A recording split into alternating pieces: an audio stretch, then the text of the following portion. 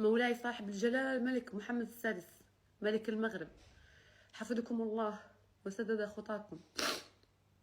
بعد تقديمي لفروض الطاعة والولاء مشفوعة بأسمى عبارات الولاء والإخلاص الرائعين والدعوات الصالحات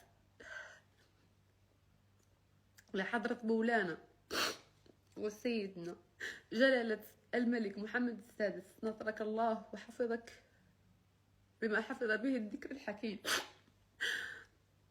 وأقر عينك بولي عهدك المولى الحسن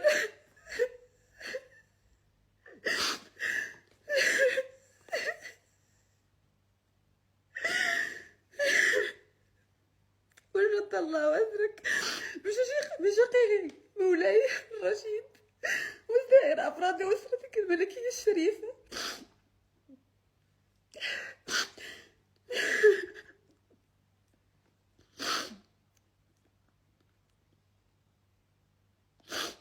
أنا دنيا بطمة رعية من رعاياك الأوفياء، أن تتفضل وتشملني بعفوك، وأن ترحمني وترحم بناتي وترفع عني هذا البلاء.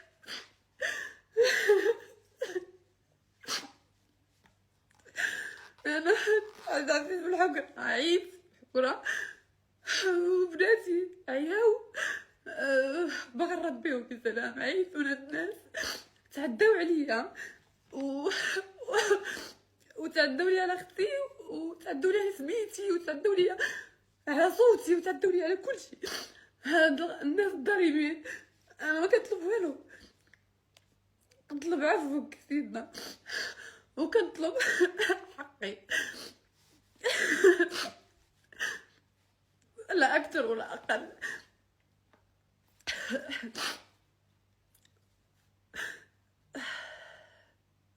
وبكائي مش ضعف، وانتم يا اصحاب المؤامره على درايه بهذا الموضوع.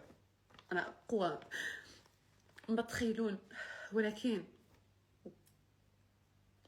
ويلكم من رب العالمين. فين غتهربوا من الله سبحانه وتعالى؟ انا ضميري مرتاح لانه ما داير والو، اختي ضميرها مرتاح مسكينه، الله يجعلها لها مغفرة الذنوب لا اكثر ولا اقل. ولكن ويلكم من رب العالمين، فين غتمشيو من رب العالمين وعندكم العزيزه فيكم؟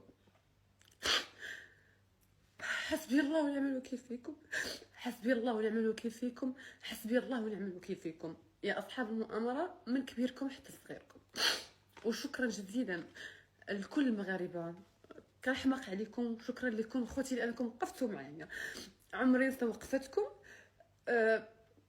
وشكرا جزيلا للقضاء المغربي النزيه اللي برأني انا واختي ابتدائيا واستئنافيا من هذا الحساب المشؤوم اللي صحابو هما واقيلا اللي دايرين الشكايه، هما صحابو قادينو وصايبينو بغاو يتعداو على الناس. وهذا المحضر اللي كيكذبوا كيقولوا ما درناش شكايه فلانه وفلانه، دنيا بطمه واختها، ها هو المحضر عند الفرقه الوطنيه، ما داروش شكايه من الحساب. دنيا باطمه واختها اللي دخلني في هاد الزوبعه ودخلنا في هاد المؤامره، الله ياخذ فيه الحق. حسبي الله ونعم الوكيل، حسبي الله ونعم الوكيل، حسبي الله ونعم الوكيل. واخيرا شكرا لصاحب الجلاله انه متعنا كمواطنين كمواطنين مغاربه كلنا سواسيه بالعفو الملكي. والله يحفظه ويحفظ بلادنا ويحفظ صحراءنا المغربيه، وكنحماق عليكم كاملين. شكرا لكم بزاف بزاف بزاف. باي باي. كنتمنى انه الصوره وضحات.